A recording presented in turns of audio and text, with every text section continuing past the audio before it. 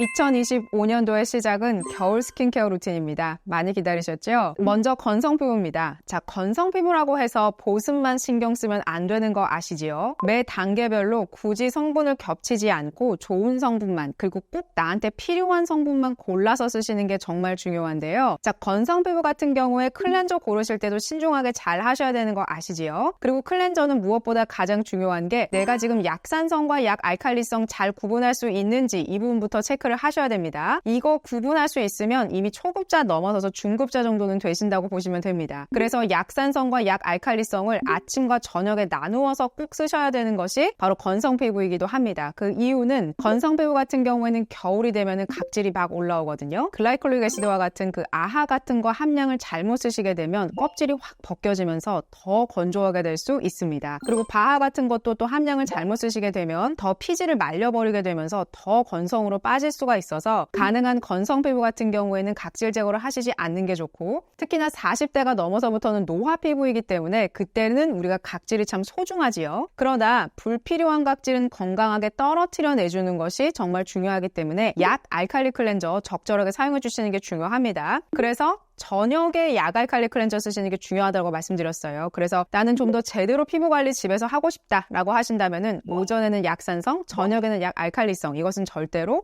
바꾸지 않는 패턴으로 하시는 게 좋습니다. 물론 아침, 저녁이 바뀌셔도 괜찮습니다. 그래서 약산성 클렌저 중에서 세라마이드 콜레스테롤 지방산이 2.2% 함유되어 있고 정말 크림을 클렌저로 만든 레이어랩 세라마이드 클렌저 정말 강력하게 저는 추천드리고 싶고요. 그 다음에 약 알칼리 클렌저도 너무 피부를 뻣뻣하게 하면 안 되기 때문에 레이어랩 판테놀 2% 함유된 약 알칼리 클렌저 추천드립니다. 그래서 아침과 저녁에 꾸준히 쓰시게 되면 결이 정리되고 피부가 좀 더 건강해지고 장벽이 개선되고 이러한 것들을 경험하실 수 있을 거예요. 자, 클렌저 단계가 워낙 중요하기 때문에 이 부분 설명드렸고 이제 바로 토너로 넘어가겠죠. 자, 건성 피부부터는 무엇을 신경 쓰셔야 되냐면 내가 항산화에 좀 더 치중할 거냐, 보습에 좀 더 치중할 거냐, 이런 부분 고민하실 필요가 있습니다. 대신에 지성 피부가 대하는 항산화와 건성 피부가 대하는 항산화의 개념은 조금 다르기는 합니다. 건성은 피지 분비가 많지 않기 때문에 너무 항산화의 토너 단계부터 신경 쓰지는 않으셔도 돼요. 그렇지만 시작 단계부터 항산화 제품을 써주시면 좀 더 안티에이징에 도움이 되겠지요. 제가 소개한 항산화 토너는 이니스프리가 있습니다. 이니스프리 블랙티 유스 이네싱 트리트먼트 에센스라는 것이 있는데요. 이 세럼의 특징은 다음 단계를 좀 더 알차게 바르더라 할지라도 너무 두껍지 않고 얇게 탁 스며드는 그러한 제형이다 보니까 블랙티 성분이 항산화해주면서 싹 스며드는 그냥 결 정리만 해주는 그러한 토너이기 때문에 추천드리고 싶습니다. 그리고 보습에 좀 더 치중하고 싶어요 라고 한다면 이건 제가 두 가지로 말씀드릴 건데 하나는 토너 패드, 하나는 토너입니다.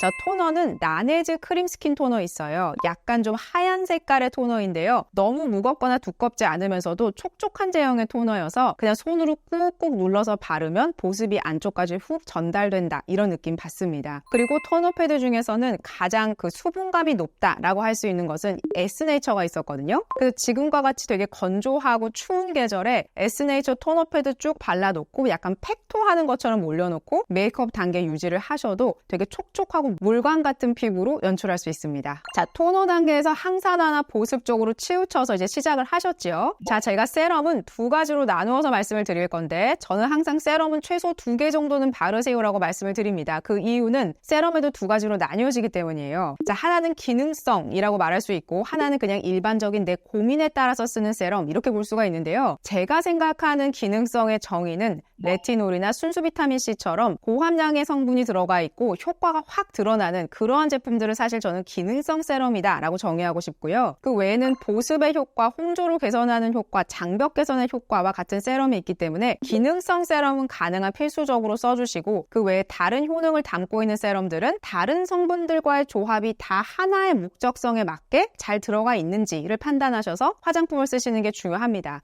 지금 내 피부가 뭔가 좀 좋지 않다라고 할 때는 과거에 내가 어떤 것들을 발라왔는지를 고민하실 필요가 있어요. 그렇기 때문에 세럼 단계에서부터는 기능성과 목적성에 맞추어서 세럼을 선택하셔서 잘 쓰시는 것이 중요합니다. 자, 그러면 먼저 기능성 세럼부터 말씀을 드릴게요. 제가 정말 많이 강조하는 레티놀 있었지요. 자, 레티놀이라고 하는 것은 딱 두 가지만 기억하시면 됩니다. 자, 레티놀은요, 레티노이드의 하나의 일부다라고 보시면 되는데 그 레티노이드라고 하는 것은 레티놀이라는 게 있었고 HPR이라는 게 있었습니다. 하이드록시피나콜 레티노이트라고 하는 것인데요. 자, 이 HPR이라고 하는 성분이 4세대 레티노이드라서 변환 과정이 없기 때문에 가장 좀 좋다 이렇게 이해하시면 됩니다. 레티놀이 그럼 왜 괜찮냐라고 한다면 지금까지 쌓여있는 연구 자료들이 굉장히 많습니다. 그래서 논문 결과에 따라서 레티놀 함량을 어느 정도 써야지 도움이 되는지에 대한 그러한 자료들이 많기 때문에 레티놀과 HPR을 함께 쓰시는 것이 좋습니다. 여기에서 가장 중요한 것은 함량입니다. 자, 레티놀 같은 경우에는 0.1%가 넘어가면 이제 고함량이다 라고 보여지고요. 0.1%를 쓰셔도 좀 피부가 뒤집어지거나 이런 경우가 있는데 그것은 레티놀이 변환 과정을 거치면서 좀 자극감이 강하고 이러한 것이 이 레티놀이 가진 단점이기 때문입니다. 그러나 레티놀은 화장품에 들어갔을 때 가장 안정도가 높기 때문에 레티놀을 함께 쓰시는 게 좋고 특히나 가장 뛰어나다라고 보는 HPR 같은 경우에는 현재 시중에 나와 있는 제품들 중에서 대부분 함량이 굉장히 적습니다. 글로벌 기업까지 싹 다 뒤져본다면 보통은 3%에서 5%까지 HPR이 들어가기는 하는데요. 원료값이 워낙 비싸기 때문에 1%가 넘는 것을 찾는 것도 좀 어렵다라고 보실 수가 있겠습니다. 그래서 제가 작년에 레티놀 중에서 베스트로 꼽은 것이 바로 VT 코스메틱의 시카 레티에이 에센스 0.5와 0.1 소개를 드렸는데요. HPR 치고는 사실상 아주 높게 들어간 것은 아니어서 두 개 중에서 편안하게 골라서 써보셔도 되고 특히나 저는 완전 입문자입니다 라고 한다면 0.1%부터 쓰셔도 되는데 그것은 굉장히 미미한 함량이다 라고 보시면 됩니다. 2023년도에 베스트로 꼽은 아이오펠 레티놀 같은 경우에는 HPR이라는 성분은 미량으로 들어가 있고 레티놀은 0.1%로 리드하는 성분이기 때문에 저는 그냥 레티놀 0.1% 쓰고 싶습니다 라고 하면 아이오펠 쓰시면 됩니다. 두 가지가 좀 장단점이 있기 때문에 난 HPR의 함량이 그래도 조금 더 높은 걸 써보고 싶어, 경험해보고 싶어 라고 하면 VT 코스메틱 쓰시면 됩니다. 자, 그리고 우리가 절대 놓치면 안 되는 기능성 세럼, 바로 순수 비타민C가 있었지요. 자, 순수 비타민C는 시중에 나와 있는 잘 만들어진 세럼에는 PGO겔 6% 순수 비타민C가 있고요. 그리고 스킨스티컬즈의 15%의 실베룰릭이라고 하는 세럼이 있습니다. 자, 이 두 가지는 함량 차이가 좀 있지요. 자, 현재 논문상으로는 10%에서 20% 사이의 순수 비타민C가 피부에 적용이 됐을 때 효과가 좋다라는 논문이 대부분이기는 합니다. 그리고 20%가 넘어가게 되면 흡수율이 좀 떨어집니다 라는 내용도 있지요. 자, 그리고 순수 비타민C를 바르실 때는 꼭 필수적으로 기억해 두셔야 되는 게 있었지요. 토너를 꼭 바르시거나 아니면 순수 비타민C를 2번 정도 바르시는 게 좋습니다. 자, 그리고 순수 비타민C라고 하는 이 원료의 특성상 대부분의 순수 비타민C라고 하는 세럼은 두껍지가 않고요. 굉장히 얇습니다. 그냥 물 같은 제형이거든요. 그래서 너무 아껴서 바르지 마시고 어차피 개봉하고 나서 2-3개월 내에는 빨리빨리 쓰시는 게 훨씬 더 좋기 때문에 그리고 순수 비타민C의 흡수를 돕기 위해서도 2번씩 발라주시는 게 좋습니다. 그래서 저 같은 경우에는 토너를 스킵하고 있기 때문에 순수 비타민C를 2번씩 바르는 것이거든요. 그래서 그렇게 토너 대신으로 한번 깔고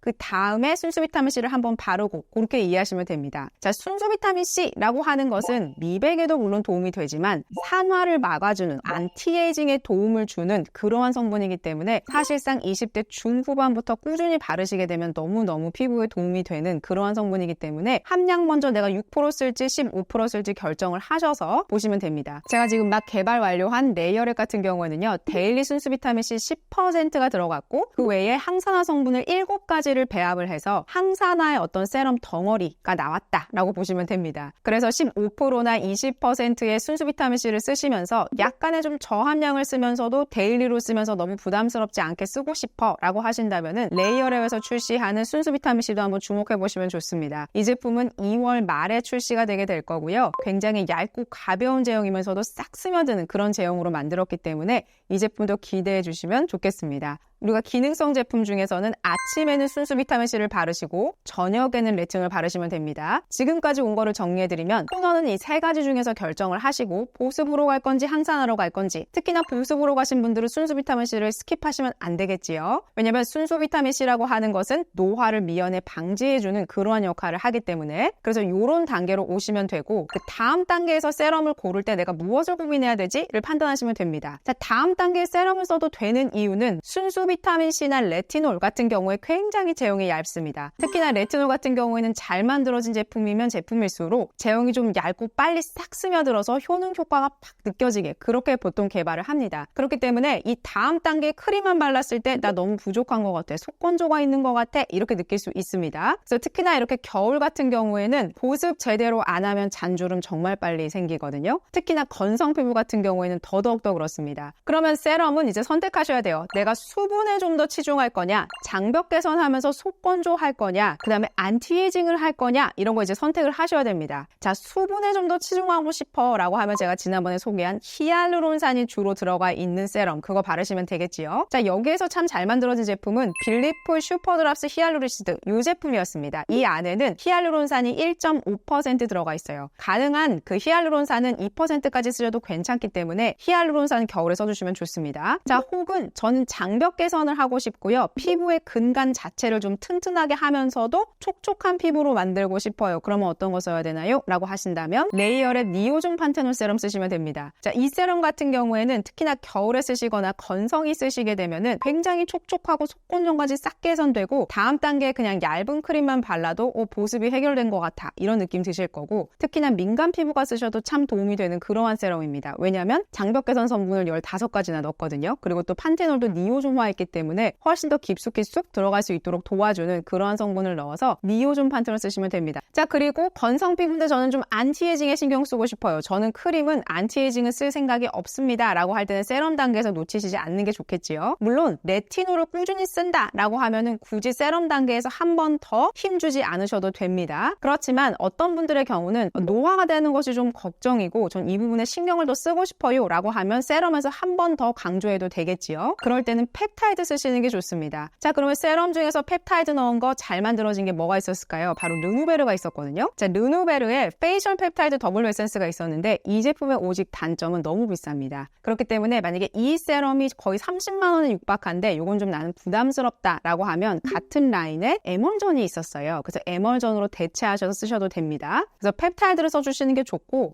다음 단계가 크림인데요. 겨울에 꽂힌 보습크림입니다. 그래서 보습크림 잘 골라 쓰셔야 되는데 제가 이미 보습크림에 꼭 들어가야 되는 4대 성분을 설명드렸습니다. 자, 이 4대 보습 성분이라고 하는 것의 답은 바로 우리 피부 속에 있습니다. 피부가 어떻게 이루어졌는지 알아야 어떤 성분을 발라야 제대로 보습이 되는구나 라는 것을 이해하실 수가 있거든요. 자, 4대 보습 성분은 너무 쉬워요. 피부 생각하면 너무 금방금방 답이 나오거든요. 피부 속에서 수분을 꽉 쥐고 있는 그 수분 탱크라고 하는 것은 바로 아미노산이라고 해서 피부 속 저장, 물 탱크라고 보시면 됩니다. 그래서 화장품으로서는 제가 아미노산을 꼭 써주세요 라고 말씀을 드렸고, 자, 그 다음에 우리 피부를 이루고 있는 지질 구조 있었습니다. 그게 바로 세라마이드 콜레스테롤 지방산이었죠. 그러면 세라마이드 콜레스테롤 지방산 들어간 거 바르면 되겠네요. 정답입니다. 자, 그리고 피부 속에 우리가 바깥에서 화장품을 발랐을 때 수분기를 열어서 쑥 수분을 넣어주는 역할도 있어야겠지요. 바로 그것이 부활초라는 성분, 글리세릴 글루코사이드였습니다. 자, 그러면 이왕 쓰는 보습크림 안에 그것도 같이 들어가 있으면 좋겠네요. 맞습니다. 자, 그리고 마지막으로 보습크림에서 꼭 갖고 있어야 되는 게 뭐였을까요? 바로 우리가 지금 이 귀한 거 다 발랐는데 마지막 단계에서 탁 하고 문을 닫아줘야겠지요. 그리고 잘 덮어줘야 됩니다. 바로 그게 우리가 보습막 성분이라고 하는 것인데요. 그걸 정말 잘하고 비싼 성분이 바로 시어버터였습니다. 시어버터가 들어갔거나 아니면 미네랄 오일 같은 거, 아니면 소량의 영양 오일 같은 것들이 들어가 있으면 굉장히 잘 만들어진 보습크림이다 라고 볼 수가 있습니다. 그래서 우리가 시중에 나와 있는 보습크림을 보면 이렇게 4대 성분이 다 들어가 있는 것을 찾기는 어려워서 세럼이나 크림을 나누어서 쓰게끔 됐는데, 이번에 레이어랩에서 이 모든 4대 보습 성분을 다 담은 크림이 거의 1년 만에 개발 과정을 거쳐서 드디어 출시가 됩니다. 1월 말에 출시가 되는데요. 제가 너무 제형에 욕심을 내고 그 성분에 욕심을 내다 보니까 개발 기간이 더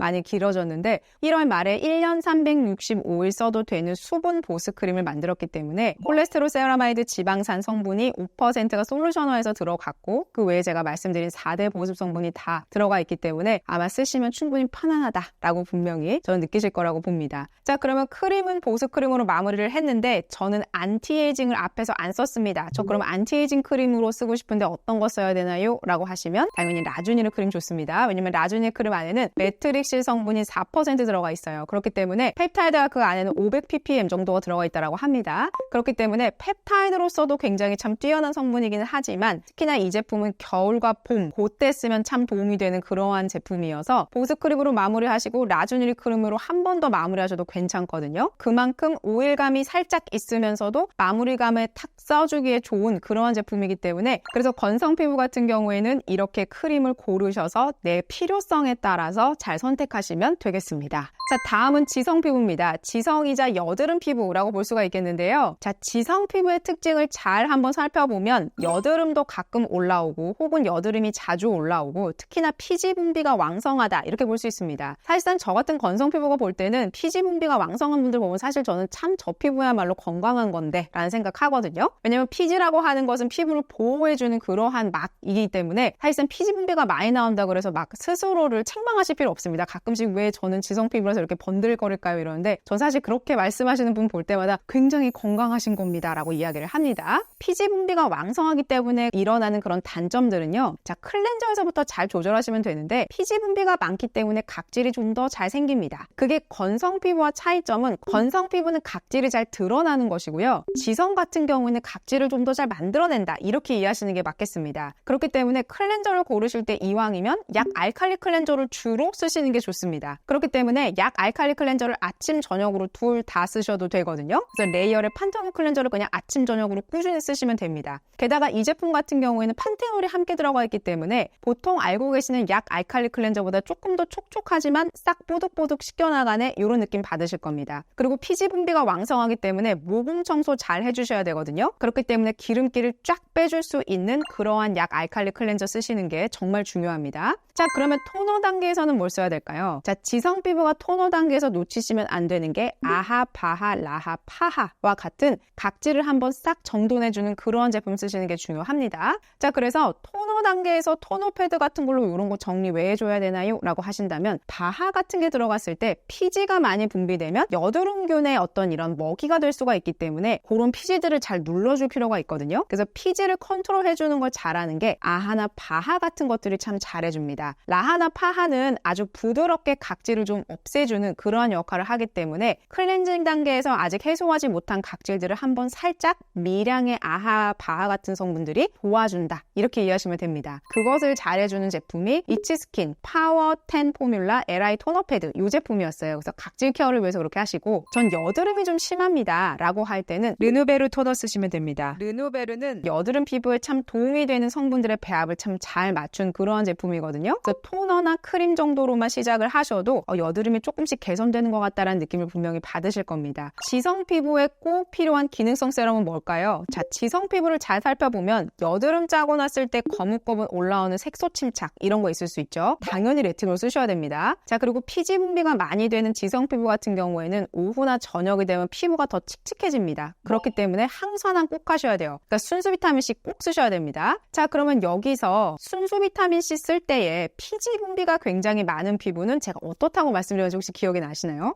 피지와 산화되는 것은 굉장히 깊은 상관관계가 있는데요. 자, 비타민C가 각질 제어가 잘 안 된 상태에서 지성 피부가 쓰게 되면 얼굴이 더 칙칙해 보입니다. 더 거뭇거뭇해 보여서 나랑 순수 비타민C는 안 맞나 봐라고 오해를 하세요. 그런데 그러지 마시고 제가 지금 말씀드린 이러한 스킨케어 루틴을 따르시게 되면 순수 비타민C 쓰셔도 흡수도 잘 되네, 좀 더 괜찮은 것 같은데 이런 느낌 받으실 겁니다. 왜냐하면 피지 분비가 많은 피부야말로 순수 비타민C를 쓰시는 게 좋거든요. 근데 그럼에도 불구하고 전 피지 분비가 너무 많아서 이게 순수 비타민C와 만나면서 더 심하게 산화되는 것 같아요 라고 하신다면 굳이 너무 스트레스를 받으시면서 순수 비타민C를 쓰실 필요 없고 비타민C 유도체 쓰시면 됩니다. 제가 지난번에 비타민C 유도체 한번 쫙 정리해 드렸어요. 그러니까 스트레스를 받지 않고 화장품을 바르면서 더 자기 만족감을 높이면서 더 행복해지셔야 되는데 그렇지 않다면 나의 피부 상태를 점검하고 내 루틴을 한번 점검해 보시는 게 중요합니다. 자, 그래서 여기에서 순수 비타민C를 쓰실 때 지성 피부는 너무 높은 함량 쓰시지 않았으면 좋겠어요. 저도 제가 소개한 제품들 많은 분들이 오셔서 댓글로 리뷰를 남겨주시는데 이렇게 보면 전 지성 피부인데요. 순수 비타민C 15% 20% 높은 거 쓰니까 안 맞아요. 이런 댓글을 하도 많이 만나서 피지 분비가 심한 지성 피부 같은 경우에는 순수 비타민C를 쓰시되 너무 높지 않은 함량을 바르시는 게 좋겠다라는 것이고요. 시중에 나와 있는 제품으로는 피지 후기를 한 6% 정도 되거든요. 이제 2월 달에 출시하는 레이어랩 순수 비타민C가 10%잖아요. 그래서 그렇게 올라오셔도 됩니다. 내 피부가 산화된다라는 것은 결국에는 노화된다라는 것과 같고 피지가 많이 분비되는 피부일수록 더 칙칙하고 여드름이 올라오는 환경으로 될 확률이 높기 때문에 가능한 순수 비타민C를 매일매일 아침에 발라주시는 게 중요합니다.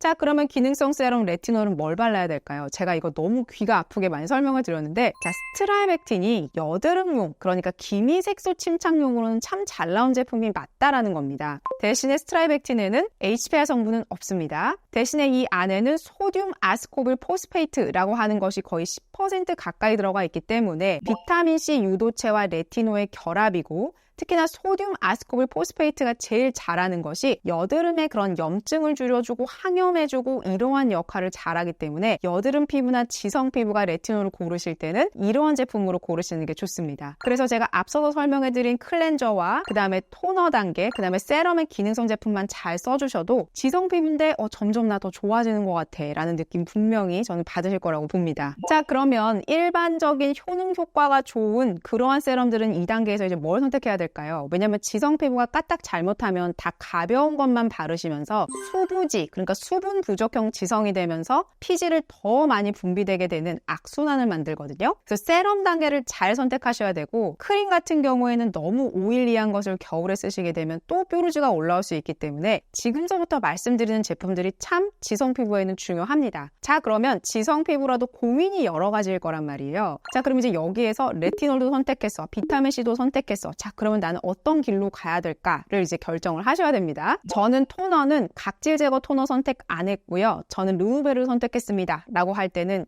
지금 단계에서 각질 제거에 도움이 되는 아하가 들어가 있는 제품을 고르시는 게 좋습니다. 제가 입생루랑 제품을 한번 과거에 설명을 드렸었는데요. 이 제품은 글라이콜릭 애시드가 주요 성분이긴 한데 일주일에 2-3번 정도만 써도 피부결이 싹 정리되는 느낌을 받습니다. 이 제품은 누가 쓰면 좋냐면요, 각질이 많이 일어나는 피부가 쓰시면 좋습니다. 특히나 이렇게 지성 피부가 각질 한번 탁 정리하고 싶다, 개선하고 싶다, 피부결 좀 정돈하고 싶다 라고 할 때 입생루랑 쓰시면 도움이 되거든요. 대신에 이 제품은 너무 매일 자주 쓰시게 되면 자극감이 너무 높아져서 일주일에 횟수를 좀 조정하면서 쓰시는 게 중요합니다. 그래서 과거에 저는 아하라는 성분을 잘 알고 있고 많이 써봤습니다 라고 하면 이 감도를 이해를 하실 텐데, 처음에는 모르시기 때문에 처음에는 일주일에 1회에서 2회 정도만 쓰시면서 사용하시는 게 중요합니다. 자, 그 다음은 항산화입니다. 만약에 순수 비타민C가 안 맞았어요. 그랬을 때는 뭘 써야 될까? 그러니까 비타민C 유도체 들어간 건 뭘 써야 될까? 이 부분이 참 고민되시죠? 근데 지성 피부는 비타민C 유도체 중에서도 너무 번들거리거나 오일감이 심한 거 쓰시면 안 되고, 촉촉하면서도 좀 싹 스며드는 이런 거 쓰시는 게 좋거든요. 그럴 때는 VNA 쓰시면 좋습니다. 그래서 VNA를 쓰시게 되면은 항산화도 되면서 뭔가 지성 피부가 썼을 때 너무 무겁지 않으면서 그런 느낌으로 활용하실 수 있거든요. 그래서 난 항산화 세럼을 쓰고 싶다, 순수 비타민C가 난 좀 안 맞는 것 같다 라고 하면 VNA 쓰시면 됩니다. 자, 그리고 지성 피부 중에 수분 부족형 지성 진짜 많습니다. 근데 수분이 부족하다 보니까 피지가 더 많이 분비되면서 지성이 점점 더 악화되는 거예요. 그래서 겨울과 봄 같은 계절에 정말 수분을 잘 공급해야 되는데 무조건 얇은 세럼만 바르다 보니까 계속 더 건조하게 느껴지게 되고, 나는 피지 분비만 좀 덜 되면 좋겠는데 라고 하면서 자꾸 기름종이 쓰게 되고 그렇게 되거든요. 근데 그렇게 되면 계속 악순환만 반복되기 때문에 그냥 수분을 충분히 공급해주고, 특히나 그 수분을 속까지 쑥 밀어 넣어주는 스쿠알란이 좀 들어가 있고 장벽도 개선해주고 좀 어느 정도 촉촉함을 개선해주는 세럼 쓰시면 좋은데, 전 사실 레이어랩 세럼 참 추천드리고 싶습니다. 물론 지금 품절이 돼서 우리가 예약 구매만 가능히 하지만 제가 이 세럼을 지성에도 추천드리는 이유가 임상시험을 통해서 여드름 피부에도 사용 가능해 라는 걸 또 받기도 했고, 특히나 수분 부족형 지성에 썼을 때 좋았다 라고 하는 그런 후기들이 많습니다. 그래서 촉촉하고 약간 두께감이 있는 세럼을 너무 두려워하지 마시고 이 세럼을 차라리 바르시고 크림을 가볍게 바르고 넘어가시는 것도 좋은 방법입니다. 그래서 수분 부족형 지성의 경우는 여드름 임상을 받았는지 한번 보시고 지성 피부가 써도 되는 그러한 제품이기 때문에 그러한 마크들을 한번 챙겨보신 다음에 제품을 활용해 보시는 게 좋겠습니다. 자, 그리고 수분 부족형 지성에게 또 추천드리고 싶은 제품은 히알루론산이 들어가 있는 가벼운 그러한 세럼인데요. 더마토리 히알샤 베리어 B5 앰플입니다. 자, 이 제품 같은 경우에는 히알루론산이 1% 들어가 있는데요. 1%가 들어가 있는데 너무 두껍지 않을까, 무겁지 않을까 이런 고민하실 수 있는데, 지성 피부가 쓰기에도 가볍지만 촉촉한 그러한 세럼으로 나왔기 때문에 저는 그냥 수분에만 더 많이 치중하고 싶어요 라고 할 때는 이렇게 히알루론산 함유된 거 쓰셔도 도움이 됩니다. 마지막은 크림인데요. 자, 지성 피부 같은 경우에는 오일이 많이 들어가 있지 않는 크림으로 마무리하시는 게 좋겠지요. 자, 그럴 땐 당연히 르누베르 시카 크림으로 마무리하시는 게 좋습니다. 그리고 제가 그 지성에 관련된 참 많은 제품들 써봤는데요. 그래도 참 잘 만들어진 지성 크림이다 라고 하는 것은 바로 브링그린 크림 참 잘 만들어줬습니다. 그래서 브링그린 크림으로 1년 365일 지성 피부는 마무리하셔도 되거든요. 근데 브링그린은 그냥 수부지 피부가 쓰시기에는 너무 가볍다라고 느끼실 것 같고 지금 같은 계절에 차라리 이런 제품은 봄, 여름, 가을 정도에만 쓰시고 겨울에는 그 르누베르 시카 크림이 조금 더 수분감이 있기 때문에 그렇게 써보셔도 괜찮습니다.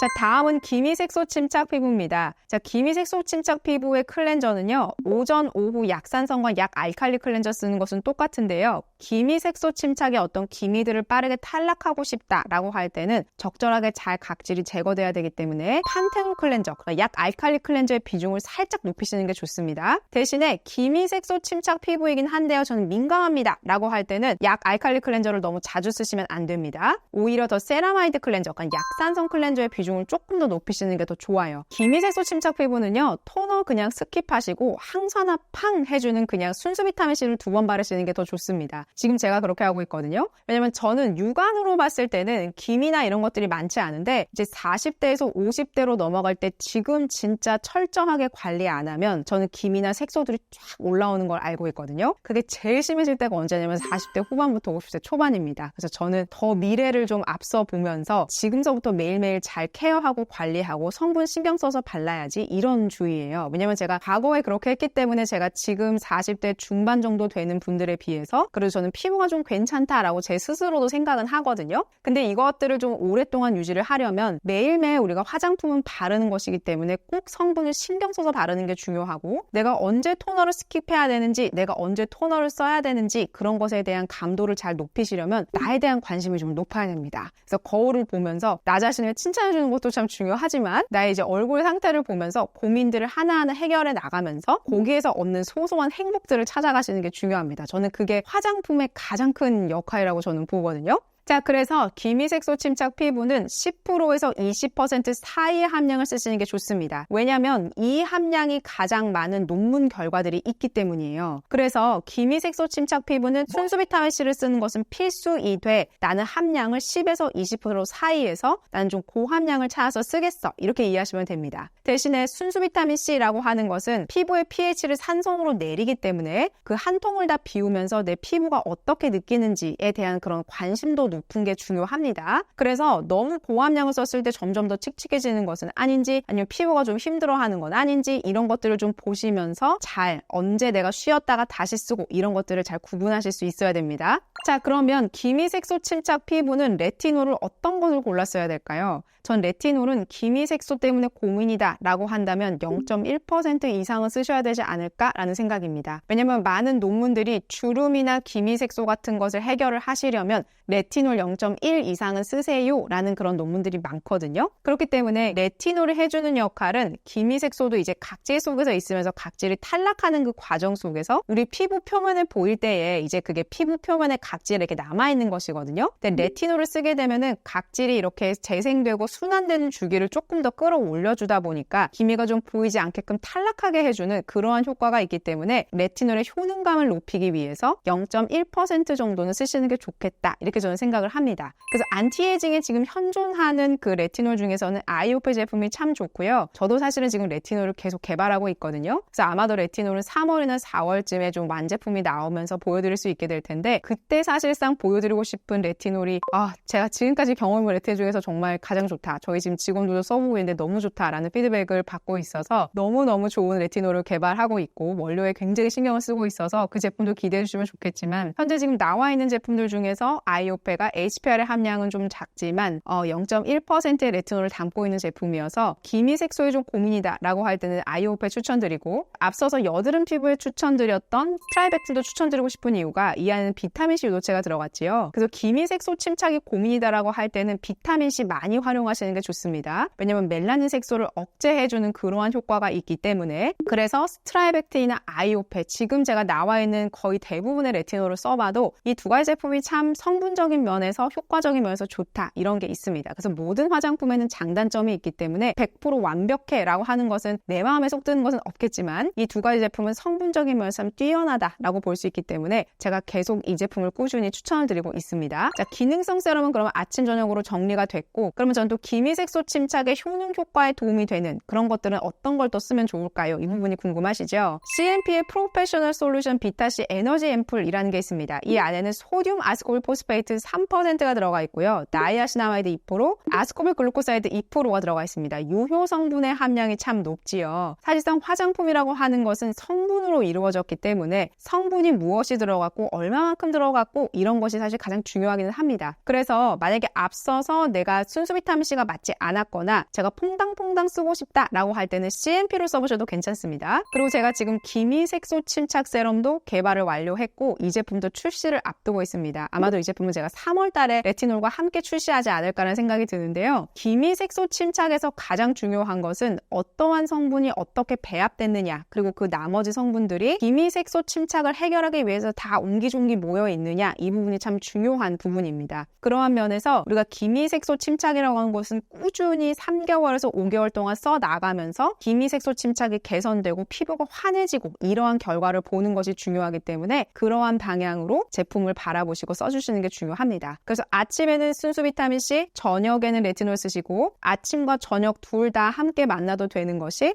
바로 기미색소 침착 세럼, 레이어랩에서 개발하는 기미색소 침착 세럼도 마찬가지고요. 그리고 제가 소개해드린 CNP도 어느 곳에다 껴서 써도 괜찮기 때문에 그렇게 항산화 관리하시면서 미백 관리하시면서 그렇게 하시는 게 중요합니다. 이러한 성분들이 매일매일 모여서 1년 뒤에 나를 만든다는 것을 절대 잊으시면 안 됩니다. 자, 마지막은 보습크림인데요. 자, 보습크림은 저는 레이어랩 크림을 당연히 소개시켜드리고 싶고, 자, 기미색소 침착이 심한 피부에는 가능한 자극감 주지 마세요라고 하는데요. 기미나 이런 것들은 워낙 민감한 것이기 때문에 가능한 저는 보습 관리도 중요해라는 말씀 드리고 싶거든요. 그 이유는 이미 전 단계에서 우리가 기능성 제품들은 다 발라놨는데 그것만 발라놓고 보습 관리 안 하시면 피부에 또 자극감 들어서 기미가 좀 더 활성화될 수도 있습니다. 그렇기 때문에 너무 뻣뻣하고 건조하게만 관리하지 마시고 보습 관리, 기미색소 침착이 심한 피부도 꼭 하셔야 됩니다. 기미와 주름까지 합쳐진 피부는 더 좀 내 자신의 마음에 안 들 수 있거든요. 그렇기 때문에 나를 위해서 내 자신이 내가 더 마음에 들기 위해서는 보습 관리만 잘 해주셔도 사실상 주름 예방에 참 도움이 되기 때문에 보습 관리를 잘 해주시는 게 중요합니다. 그래서 레이어랩 크림 써주시는데 양 조절만 잘 하시면은 지성도 쓰실 수 있고 기미도 쓰실 수 있고 한 번 레이어하는지 두 번 레이어하는지 세 번 레이어하는지에 따라서 다 그 감도가 다르기 때문에